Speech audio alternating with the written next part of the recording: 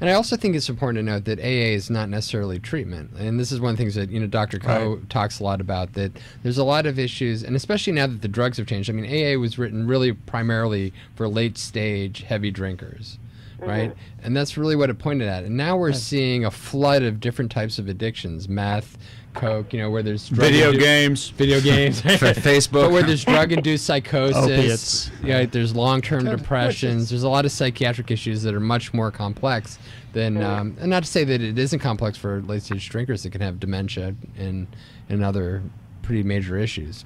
But the landscape's changing, and I think that everything is evolving. A lot of what we've been talking about on this show, not just now, but and throughout this series of shows we're doing, is where is recovery going, and how is it changing, and how do we all get on the same side of the table? There's a lot of these people that say, oh, psychiatry is against AA and AA is against psychiatry, and I always say, no, everybody's really on the same side of the table. We're trying to get people, to be healthy, to feel better, and to be able to be sober and live a life.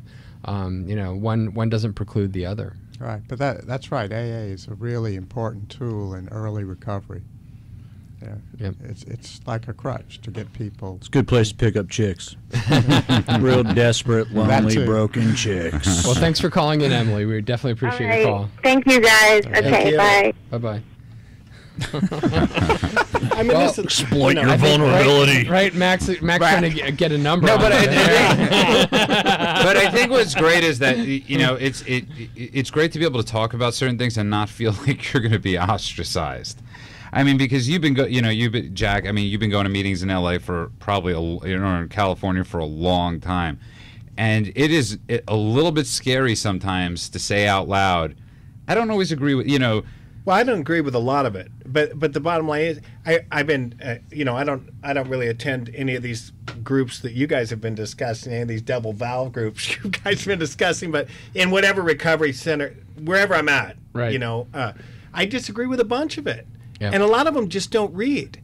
I mean, they just listen. They don't really understand what those programs are about. They don't really study the literature. They don't think for themselves. They hear it from this guy who heard it from this guy who heard it from this guy, and they don't do any of their own research on it. I had a guy one time tell me, he said, he goes, well, my sponsor said this. I go, he goes, well, I heard it from my sponsor. Right. Well, this is what the guy said. He goes, I heard it from my sponsor who heard it from his grand sponsor. I go, well, then your grand sponsor's an idiot, guy. He ain't reading the deal, And the sad thing is that a lot of it's fear. It's fear. They want to get a hold of something. They realize that there is something going on that they can't bottle, that they can't totally, lock in there. So they get afraid. They say you need to do this and do what I say, and then the whole control issue comes in, and just, it's frightening, I'll tell you. And one of the sad things, there is a sad thing going on in recovery these days, is you get a lot of this zombie follow-me mentality. And the trouble is, the cool strengths of a lot of these recovery programs is the fact that we're all individuals. And they're losing that. They're losing the individual.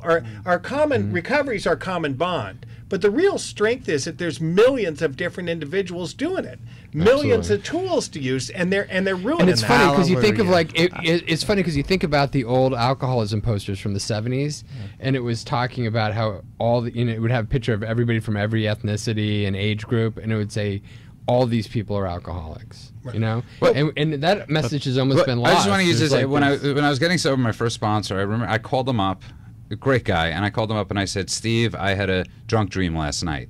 And he goes, do you know why? And I said, no. He goes, because you're an alcoholic. I'll talk to you later. And he hung up the phone. And he didn't get into this whole therapy with me of why I might have had this drunk dream. He just wanted to make me, just you had it, get done with it, move on.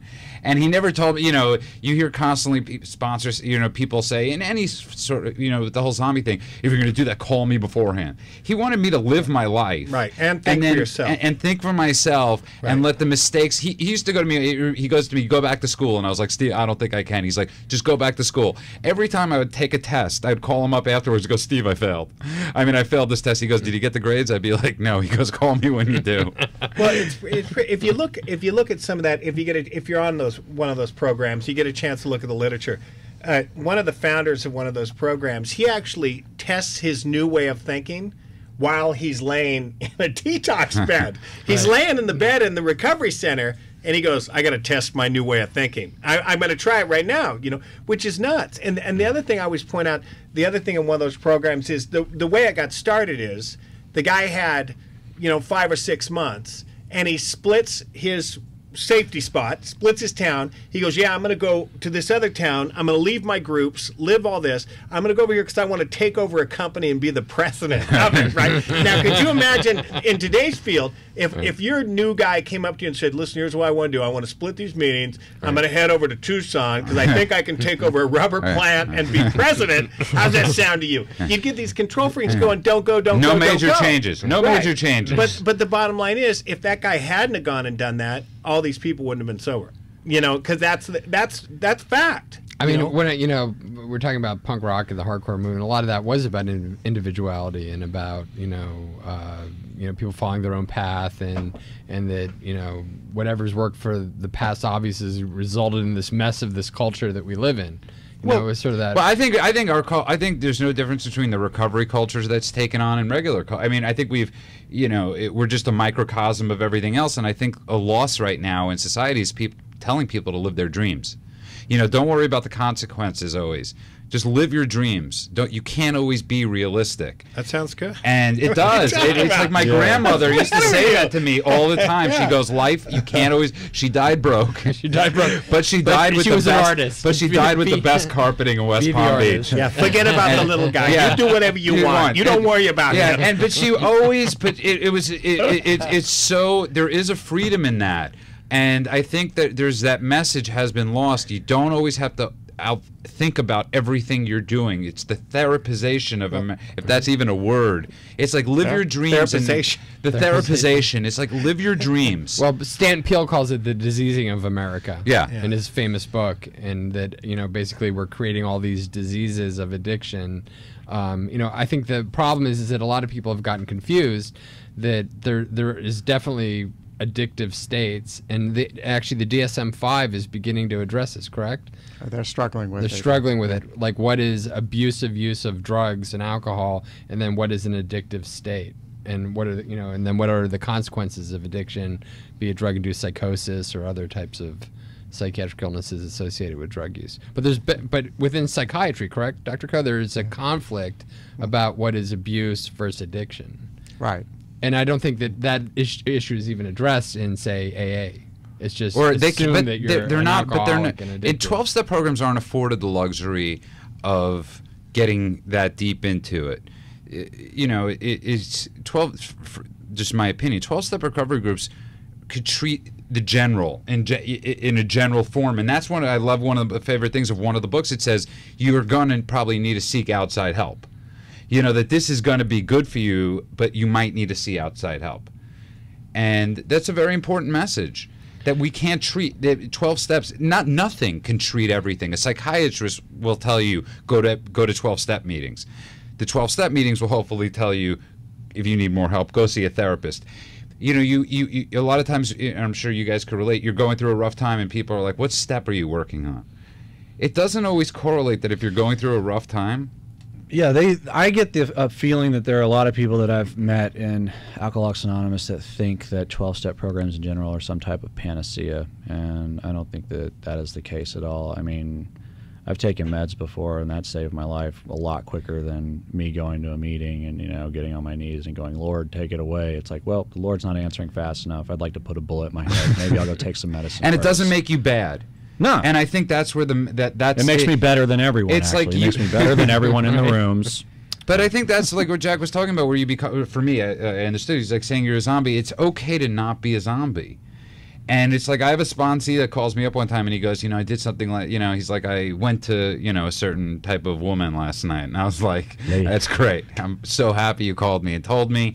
And he was so shocked with this when I called him up and I wasn't beating him down going, you're a bad guy. You must repent for me, and I want you to give me three, four steps. And we got a break here at the top of the hour. Give us a call. The number is radio. 877-8830-830. That's 877-8830-830. It's KLEAN Radio. Thank you. Welcome back to KLEAN Radio. What a night. Okay, so just to end this, no, sorry to cut you off, but just to end this, people do listen to AM radio because I listen to AM radio. I listen to AM radio. I listen to AM radio when I'm in my car. I listen to talk radio. It's this knock on people thinking everybody listens to satellite radio. Okay. I'm just tired, and I'm mad as hell, and I'm not going to take it anymore. I think I missed something going out. No.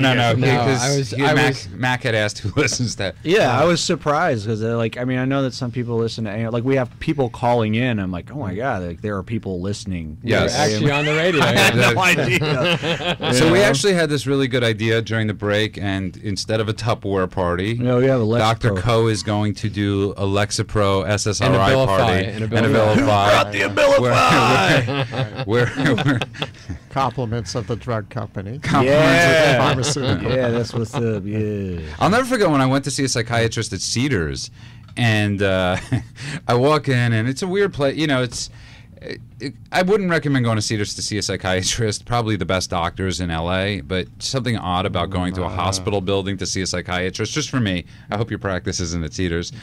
No, he's not actually. No, but it was, and I saw on the door it said Levitra. What is that? One of those drugs, and it had on the door a sticker from one of the drug companies. And I remember walking in there, going, "It's a good drug rep." Right, exactly. Going in knowing if I walk in, I'm walking out on something. It's LA. You got to have a sticker for everything, right? I know, but it was a little shocking. And then I went to go see another psychiatrist. You know, I was checking them out, and she goes to me, "Well, I'm taking this," and I said to her, "That doesn't comfort me." You know, it really doesn't comfort me to know. Like you telling me, my psychiatrist telling me they're on something. I don't want to know. Heal thyself. Right. It doesn't. It's not like going to a 12-step meeting where the reason I feel so comfortable is because you did it. Right. This is this confessional sort of medicine that we're seeing, and we see it with a lot of stuff where the physician, even at the level of the physician is now has to have what's wrong with them to be able to treat you. That concept is actually relatively new. And I don't want that. Yeah, and I think you run into it a lot, right, yeah, Jason? Right. I mean, people only think you're an expert if you're schizophrenic. Right. It takes one to know one. That's right. not true. Right.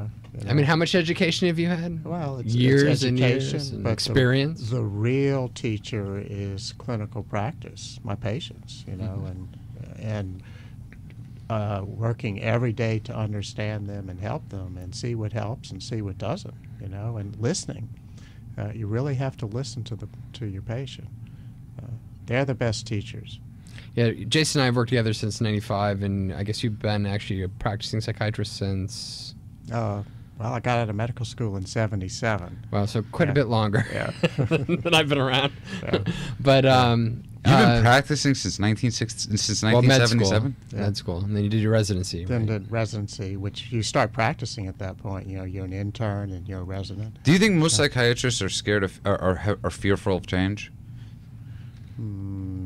Of you get set with this logic of how you're going to treat. Well, and you're not. I think people are concerned about the business of psychiatry and what we're forced into doing in terms of protocols to get reimbursed. Well, right? I'm kind of ashamed of what's happened to our profession. We've become pill pushers. And I refuse to do that. But it's wow. It's an economic. Psychiatrists have given up psychotherapy. I mean, we've just thrown it out. I say we, but I'm really not part of that. I'm old school, and I believe that psychotherapy is really the most important thing that we do. Drugs are adjunct. They help symptoms, but they're not the answer. So these psychiatrists who have what we call a med management or med check practice, and they're seeing 4 or 5 people an hour, they're just rifling through people, and they're not getting to know their patients. They really don't know what's going on with them. They want to know about sleep. They want to know about appetite. They want to know what their mood is, what their energy level is, and then they're going to take a shot with a pill. So what's that all about? I think that they've become patsies to the pharmaceutical companies. It's also the insurance companies. It's been this movement towards brief treatment in Albert Ellis, right? Away from really psychoanalytic Oh, thinking. that's true. I mean, reimbursement drives, the treatment. Are you in shock, by the way, that we have an honest doc?